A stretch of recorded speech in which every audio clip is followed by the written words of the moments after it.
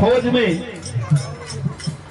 भगवान राम बानरी सेना लेकर के लंका पर चढ़ाई के लाकर तैयारी कर रहल बाड़न। सीता मतारी के खोज में हनुमान जी लंकापुरी जब पहुंचलन है, देखलन कि अशोक वाटिका में सीता मैया बैठ के रोवत तारी। अब भगवान हनुमान जी जब पहुंचलन है, सामने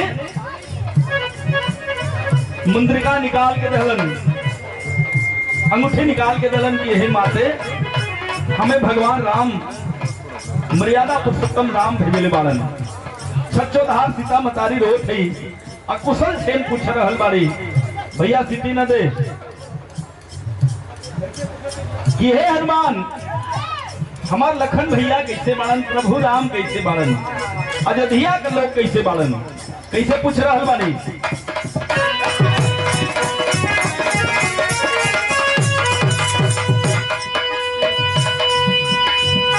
वाह भैया,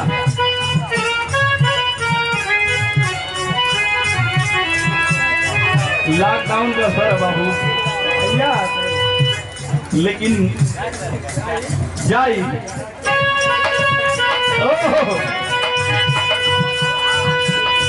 यह कहली है हनुमान जी से सीता मतारी।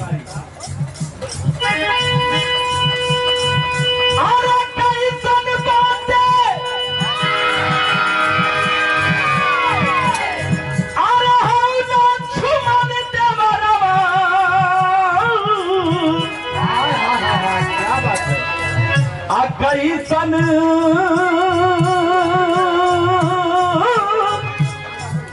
प्रभु जी